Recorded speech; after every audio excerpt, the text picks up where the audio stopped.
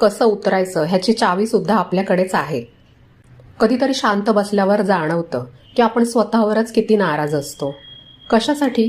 तर आपण कुठेतरी कमी पडतोय ह्या विचाराने. मला सांगा, तुम्ही कधी शांत बसून स्वतःला विचारलंय का की मी नक्की कोणासाठी धावतीये? आज मला त्या 2 स्त्रियांशी बोलायचंय ज्या आपल्या आजूबाजूला आहेत. एक आहे पूर्णवेळ गृहिणी आणि दुसरी आहे पार्ट टाइम गृहिणी आणि पार्ट टाइम वर्किंग वुमन. आधी आपण त्या नोकरी किंवा व्यवसाय करणाऱ्या स्त्रीबद्दल बोलूया. बघा, तिला काम करायचं आहे, तिला स्वतःच्या पायावर उभं राहायचंय, हे तिचं स्वप्न होतं. त्यामुळे तिने कष्ट केले आणि आज ती नोकरी किंवा व्यवसाय कुठल्याही निमित्ताने स्वतःच्या पायावर उभी राहिली आहे. पण जेव्हा ती सकाळी घराबाहेर पडते आणि तिचं लहान मूल रडत असतं, तेव्हा तिचे पाय नक्कीच जड होतात. दुसऱ्या कुणाच्या किंवा पाळणाघराच्या भरवशावर मी माझ्या मुलाला ठेवलंय, हे बरोबर आहे का?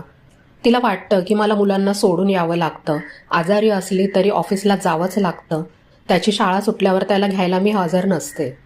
ती सतत स्वतःला विचारत राहते की मी चांगली आई आहे का? मी माझ्या करिअरसाठी माझ्या मुलांच्या बालपणाचा बळी तर देत नाही ना?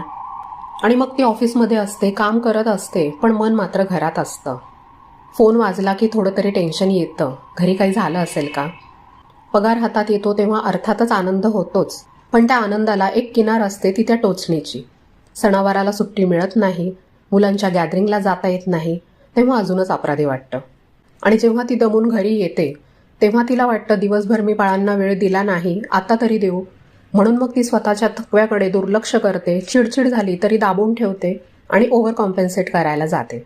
म्हणजे काय, तर मुलाने जे मागितलं ते लगेच आणून देणं, त्याने हट्ट केला तरी पुरवणं, कारण तिला वाटतं की मी त्याला वेळ नाही देऊ शकत, कमीत कमी वस्तू तरी देऊ, नाहीतर माझं मूल माझ्यापासून दूर जाईल. आणि हे चक्र चालू राहतं. घर आणि काम दोन्ही बघण्यामध्ये तिला स्वतःसाठी पुरेसा वेळ मिळत नाही आणि मुलांना जितका वेळ दिला जातो त्यामध्ये कितपत क्वालिटी टाईम दिला जातो हा पण प्रश्न राहतोच. आता दुसरी बाजू गृहिणीची, जिला आपण हाऊसवाईफ किंवा होम मेकर म्हणतो. तिने कदाचित ठरवून ब्रेक घेतला असेल किंवा परिस्थितीमुळे तिला घरी थांबावं लागलं असेल. वर करणी वाटतं की किती छान आहे हिचं आयुष्य, आरामात घरी राहायचं, मुलांकडे लक्ष द्यायचं, फक्त पूर्ण वेळ घराकडेच बघायचं. पण तिच्या मनातला कोलाहल कधी कोणी ऐकलाय का? तिला वाटतं की मी एवढं शिक्षण घेतलं त्याचं काय, माझं शिक्षण वाया गेलं का, माझ्याबरोबरच्या मुली आज कुठच्या कुठे पोहोचल्या आणि मी काय करतीये, फक्त स्वयंपाक आणि साफसफाई.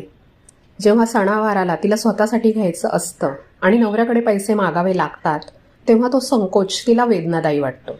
जरी नवरा आनंदाने देत असला तरी तिला वाटतं की हेच माझे स्वतःचे पैसे असते तर मला जास्त छान वाटलं असतं.